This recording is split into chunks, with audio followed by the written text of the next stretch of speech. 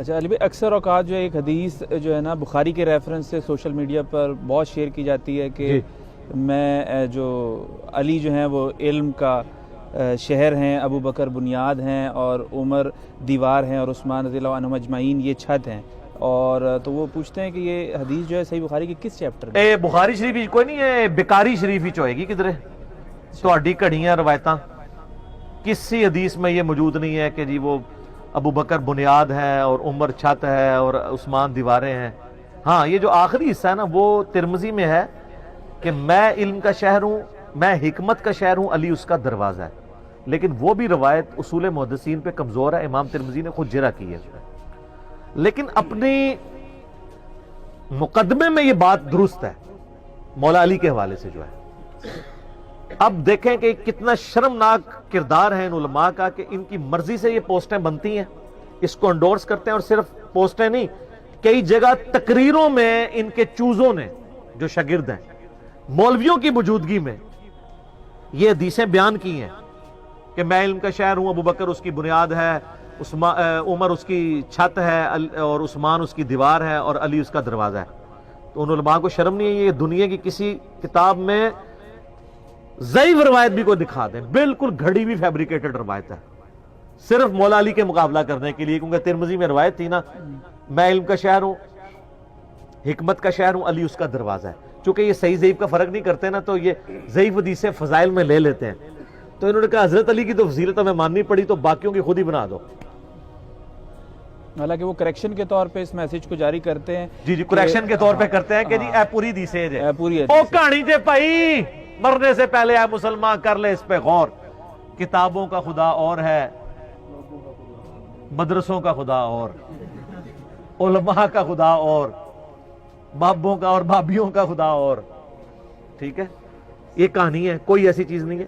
مسلم شریف میں والے ایک حدیث، اوپر تلے 3 حدیثیں ہیں، 639 640 641. اما عائشہ کے پاس ایک بندہ آگے کہتا ہے بتائیں کہ موضوع پہ مسح کی مدت نبی علیہ السلام نے کتنی مقرر فرمائی؟ تو انہوں نے کہا تم علی ابن ابی طالب کے پاس جاؤ، ان کا زیادہ وقت رسول اللہ کے ساتھ سفر و حضر میں گزرتا تھا، وہ تمہیں بتائیں گے. تو مولا علی نے پھر فرمایا کہ نبی علیہ السلام نے مسافر کے لیے 3 دن اور 3 رات، مقیم کے لیے 1 دن اور 1 رات موضوع پہ مسح کی مدت مقرر فرمائی. جرابیں بھی اس میں داخل ہیں، وہ آپ کلپ میرا دیکھ سکتے ہیں. تو اس حدیث میں یہ ضرور اشارہ ملتا ہے کہ سیدہ عائشہ جو سینکڑوں صحابہ کی استاد تھیں، ان کو بھی جس مسئلے میں کنفیوژن ہوتی تھی مولا علی سے پوچھتی تھی. تو مولا علی کو اگر کوئی علم کا شہر بھی کہہ لے تو ہمیں کوئی اعتراض نہیں ہے، اس میں تو کوئی شک نہیں ہے. صحیح بخاری میں حدیث موجود ہے، مولا علی جب کوفے شفٹ ہوئے، دارالخلافہ انہوں نے شفٹ کیا، تو وہ ظہر سے لے کر مغرب تک لوگوں کو دین سکھایا کرتے تھے، صرف نماز کا وقفہ کرتے تھے، اور لوگوں کو ایون وضو کا طریقہ بھی سٹیج پہ چڑھ کے اوپر چبوترے پہ سکھاتے تھے.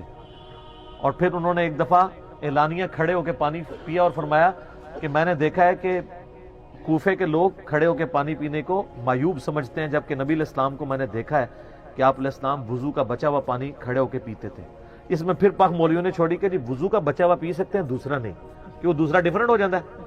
مولا علی نے کیٹاگوریکل مینشن کیا ہے کہ تم کھڑے ہو کے پانی پینے کو معیوب سمجھتے ہو.